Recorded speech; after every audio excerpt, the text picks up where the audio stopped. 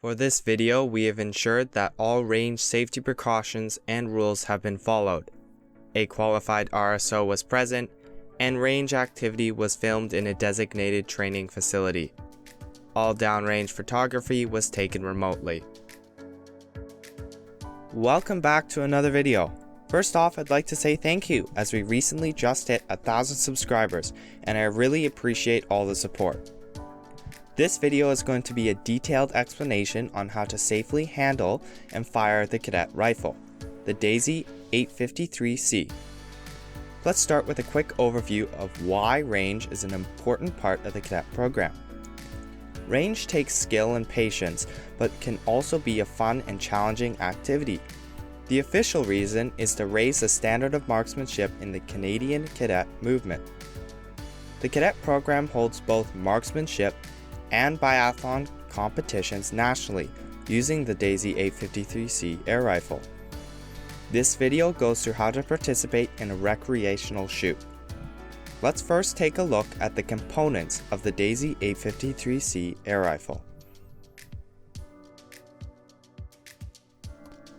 Here are a list of the components from the rear of the rifle all the way to the front. Number 1, the butt plate. Number 2, the stock. Number 3, the small of the butt. Number 4, the trigger guard. Number 5, the trigger. Number 6, the safety. Number 7, the bolt. Number 8, the feed track. Number 9, the rear sight. Number 10, the pump lever. Number 11, the fore end. Number 12, the barrel. Number 13, the muzzle. And number 14, the front sight. Before you get onto the range, you're going to have to figure out what your dominant eye is. There is a very quick and easy way to test this out. Just extend both your arms and create a triangle with the palms and thumbs of your hands. Now look through the triangle with both eyes. Shut one eye. If the object you're looking at through the triangle does not shift, this is your non-dominant eye. In simpler terms, you're trying to find the eye that does not change the image you see when both your eyes are open. The rifle can be shot with both right eye dominant and left eye dominant shooters. Throughout the shoot, the range safety officer, or RSO, will be giving commands. You must follow these commands at all times for the safety of yourself and others. There's only one command that any person can call on the range at any time, and this is ceasefire. This command is called if anything violates the safety of the range.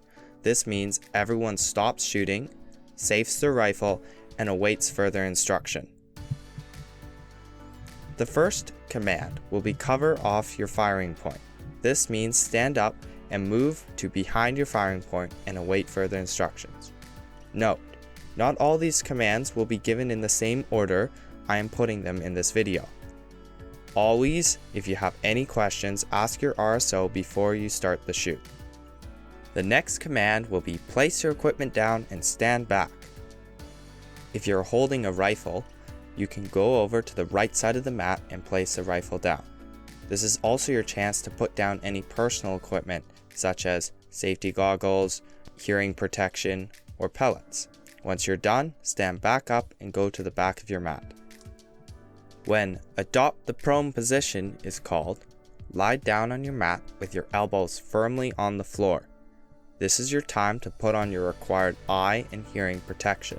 At this point, the range safety officer will announce the information specific to the range and the type of firing you are doing.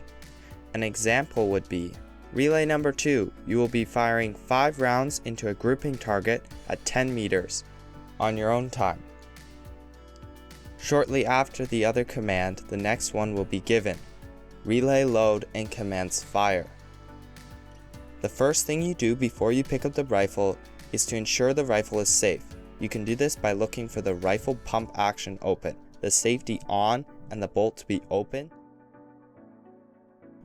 Now pick up the rifle with your left hand and position the butt of the rifle into your left or right shoulder, according to which is your dominant eye. For me, my dominant eye is right, so the rifle butt goes on my right shoulder. Once you're comfortable, now you're going to pump the rifle. Take the pump lever and extend it fully. Count to 3. 1, 2, 3. And then close it fully until you hear an audible click. This can take a fair amount of strength, so if you cannot close it by yourself, make sure to ask for help by raising your foot. There is another way of pumping the rifle, which I am demonstrating right now, but make sure you ask your RSO if it is allowed on your range before you attempt. And if you still can't do it, don't worry, just raise your foot and someone will come help you. Once you've pumped the rifle, now you can load the pellet. These go in a specific way with the hollow end facing the back of the rifle. Insert the pellet into the feed track and close the bolt. You can now switch the safety to off position and aim to fire the rifle at the target. A good way to remember what position is safe is red is dead. This means when the safety is red, the gun can fire. Now let's quickly learn how to aim. First, look through the rear sight with your dominant eye while closing your other. Try to focus on the forward sight and through the forward sight to the target. You should align all 3 circles so it looks like one big target with the target in the center. This takes a lot of practice to get right, and you also need to learn how to control your breathing. As you breathe, the rifle will rise and fall to your breath. You want to briefly stop breathing just when the sight aligns with the target, then slowly squeeze the trigger. Try not to make any sudden movements as this could take your shot off target. The upcoming footage is slow motion of a pellet hitting 2 different types of targets. One is a paper grouping target and the other is a metal biathlon target. This really gives you a sense of how fast the pellet is traveling, as this footage is filmed at 240 frames per second. You can't even see the pellet hitting the paper grouping target, and all you can see on the metal target is the rebound of the pellet. This reinstates the purpose of wearing safety glasses, as this pellet could make it all the way back to your shooting position. You are to repeat this sequence over and over until you are done shooting all your pellets. Once everyone is done shooting, the command "Relay Unload" will be given. At this point, pick up your rifle again, pump it, and then close the bolt. Notice, you did not put a pellet in the feed track. Right now we are performing something called a dry fire. This ensures there are no obstructions in the barrel. Aim downrange, turn the safety off, and pull the trigger. Once everyone is done dry firing, the next command will be "Relay Prepare for Inspection." At this point, you will double check that your rifle is safe. This means the bolt is open, the safety is on, and the pump lever is open. Place the rifle on your shoulder with the muzzle downrange.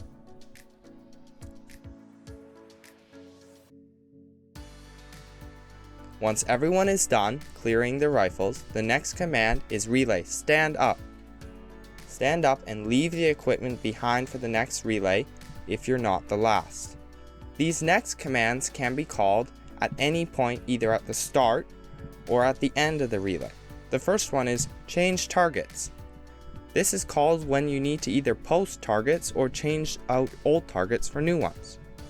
Move forward, walking down the right side of the lane to remove the targets and replace them with new ones. On your way back, go down the left side of the range. If the RSO calls out "Change Relays," cadets who have just fired pick up the personal equipment and move off the firing point. The new relay covers behind the firing point.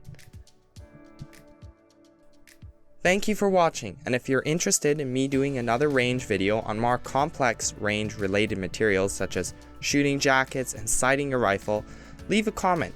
And as always, if you have any questions, I'm more than happy to answer them in the comments section below. If you found the video useful, please consider subscribing or leaving a like.